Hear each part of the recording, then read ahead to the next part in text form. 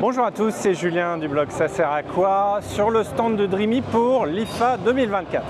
Alors pour l'IFA, Dreamy a présenté des nouvelles fonctionnalités, plutôt des nouvelles technologies, 3 exactement, mais ce qui est bizarre, c'est qu'ils ne sont pas intégrés dans les produits, dans les nouveaux produits. C'est plutôt des idées qu'ils présentent pour voir un petit peu le feedback sûrement de la presse, feedback des potentiels utilisateurs et voir s'ils doivent investir dessus. On va voir ça tout de suite en détail. Alors les deux premières nouveautés, on va d'ailleurs pouvoir voir ici peut-être potentiellement en démo, c'est la tête du lidar qui va pouvoir se rétracter pour passer en dessous des meubles. Allez, donc là il s'approche, peut-être pas.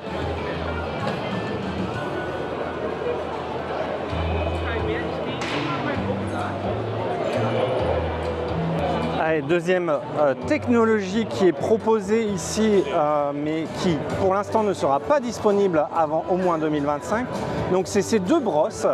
Donc à la place d'avoir qu'une seule brosse, ici la proposition c'est d'en avoir deux, pour que les fils, les cheveux, les poils, etc. puissent être automatiquement démêlés et aspirés. Donc vous voyez là sur la vidéo démo que j'ai filmée, on voit clairement les cheveux roses qui sont insérés et totalement après démêlés et aspirés. Troisième technologie et potentiellement un petit peu la plus, la plus bizarre, c'est tout simplement doter le robot de petits pieds qui va permettre de monter des marches. Alors les marches ici n'ont pas l'air très importantes, mais voilà. Alors si vous avez des petites marches ou des gros tapis, c'est peut-être justement l'occasion d'avoir ce genre de fonctionnalité là. Alors comme on l'a vu ici sur la démo, par contre au niveau de la descente c'est tout droit et on va voir si ça passe entre guillemets, il tombe. Alors il y a quand même des nouveaux produits sur ce stand de chez Dreamy. On va commencer par le flagship des robots aspirateurs, c'est le L40 Ultra. Alors bon, encore une fois c'est des évolutions, des petites évolutions. Mais ici, il y a en tout cas une évolution et on parle toujours un peu comme l'idée de technologie qu'ils avaient, c'est sur les poils.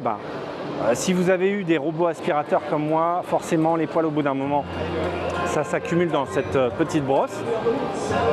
Et ici, je ne sais pas si on va bien voir, on va essayer de faire le focus.